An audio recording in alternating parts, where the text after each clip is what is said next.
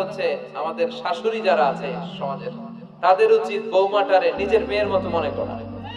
নিজের মেয়ের যে এখানে বিয়ে দিছে ওইখানে কিন্তু খুব খোঁজ নেয়, মা তোর কি অবস্থা, তোর কষ্ট হইলো কিনা, ইত্যাদি ইত্যাদি। তো ছেলের বউকেরা যারা আছে এর দিয়ে ইচ্ছা মতো কাজ করা, এরকম টাকা আছে না নাই? ডাবল স্ট্যান্ডার্ড, এটা ঠিক না। আর বৌমা যারা আছেন, ঘরের বৌমা, এরা শাশুড়িকে একটু মায়ের মতো মনে করেন না, কারণ একদিন আপনিও শাশুড়ি হতে চলেছেন, একদিন আপনিও শাশুড়ি হবেন। রং ধরা যৌবন জং ধরে শেষ, আপনারও ছেলে হবে, এই ছেলের বিয়ে করাতে হবে, এই ছেলের বউ এসে আপনার ঘরে তাই করবে আপনি আপনার শাশুড়ির সাথে যা যা করেছেন। এই ছোট্ট হিসাবটা বুঝতে চায় না। শাশুড়ির উচিত বৌমাকে নিজের নিজের মেয়ের মতো করে আদর করা, যত্ন করা।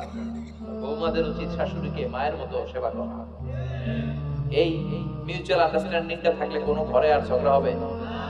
শাশুড়ি বৌমা আল্লাহ সবাই তুমি কবুল করো।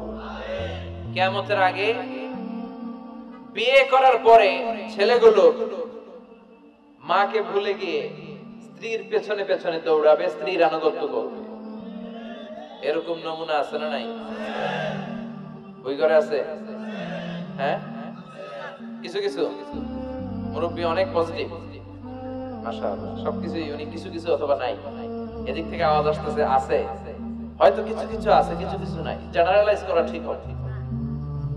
তো এজন্য মাকে ভুলে যাওয়া যাবে না। মায়ের দোয়া বড় দোয়া, মায়ের দোয়া সবার আগে কবুল। বুলেট মারলে বুলেট মিস হয়, মায়ের দোয়া মিস হয়? খবরদার। স্ত্রী চলে গেলে নতুন স্ত্রী পাওয়া যায়, মা মরে গেলে মা পাওয়া যায়?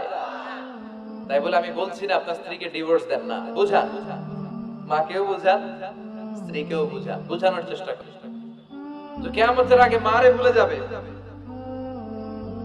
মাকে ভুলে গিয়ে স্ত্রীর পেছনে পেছনে দৌড়াবে। খবরদার, খবরদার।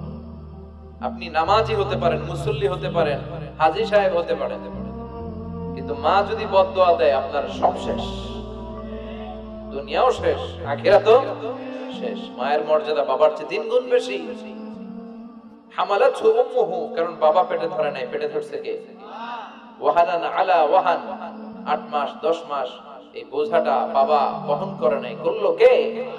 ফিসালুহু ফি আমাইন, 2 বছর বাবা দুধ খাওয়ায়নি, দুধ খাওয়ালো কে? মায়ের এক ধার দুধের দাম কাটিয়া গায়ের চাম, বাপস বানাইলে ঋণের শোধ হবে না, এমন দরদি ভাবে কেউ হবে না আমার মা গো। ঠিক কিনা? লাউ কাতা'তা জিলদাক, আপনার গায়ের চামড়া কেটেও যদি মায়ের পায়ের জুতা বানিয়ে দেন, কি বানিয়ে দেন? কি দিয়ে? গায়ের চামড়া দিয়ে। এই যে 2 বছর যে দুধ খাইলাম, এই দুধের এক ঢোক দুধের শোধটাও আদায় হবে না। জন্য খবরদার, মাকে যেন আমরা ভুলে না যাই। মা দোয়া করতে দেরি, ওই দোয়া কবুল হতে। আমরা ছোটবেলায় যে কত কষ্ট দিয়েছি, সবচেয়ে বেশি কষ্ট যখন দিয়েছি মাকে, ওই স্মৃতিগুলো আমাদের মনে পড়ে না। আপনার বয়স যখন 1 বছর, আপনি স্মৃতি হাতরে এতদূর যেতে পারবেন? 1 বছর বয়সে কি কি কষ্ট দিয়েছিলেন মনে আছে? মানুষের বয়স যখন 2, 3, 4 হয়, 4-5 বছর বয়সে তখন তার কথাগুলো খেয়াল থাকে। কিন্তু সবচেয়ে কষ্ট কিন্তু মাকে বাবাকে আমরা দিয়েছিলাম যখন আমাদের বয়স 1-2 বছর ছিল।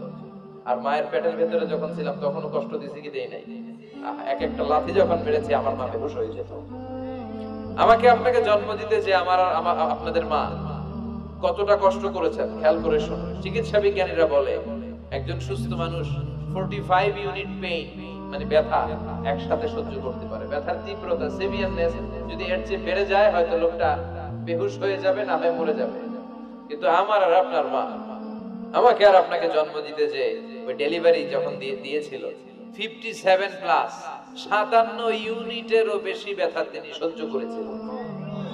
যেটা কোনো অ্যাক্সিডেন্টে আমাদের দেহে প্রত্যেকের 206টা হাড়টি, কোন সড়ক দুর্ঘটনায় আপনার দেহের 20টা হাড়টি একসাথে টাস টাস করে ভেঙে গেলে যত ব্যথা, তার চেয়েও বেশি ব্যথা। জন্য খবরদার, খবরদার, মাকে যেন আমরা ভুলে না যাই।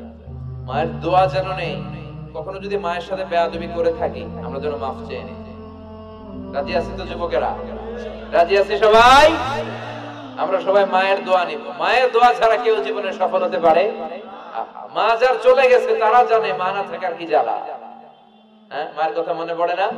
যখন রাত্রি নিঝুম এই চোখে ঘুম, একলা শূন্য ঘরে, তোমায় মনে পড়ে মাগো, তোমায় মনে পড়ে, জানি তোমার দোয়া পেলে উঠবো সকল বাধা ঠেলে, তোমার দোয়া সকল কাজে ঝরছে মাথায় পড়ে, তোমায় মনে পড়ে মাগো, তোমায় মনে পড়ে, যখন রাত্রি নিঝুম এই চোখে ঘুম, একলা শূন্য ঘরে, তোমায় মনে পড়ে মাগো, তোমায় মনে পড়ে।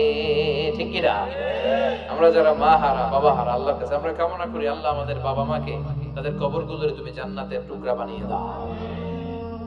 তো বিশ্বনবী যেটা বললেন এটাও আমাদের সমাজে পাওয়া যাচ্ছে, ঠিক কি না? এরপর বিশ্বনবী বললেন যুখরুফাতুল মাসাজিদ ওয়াত্তাবাহি বিহা, কিয়ামতের আগে মসজিদ নিয়ে অহংকার শুরু হয়ে যাবে, মসজিদ নিয়ে দলাদলি, ভুই ঘরে মাশাআল্লাহ এগুলো নাই।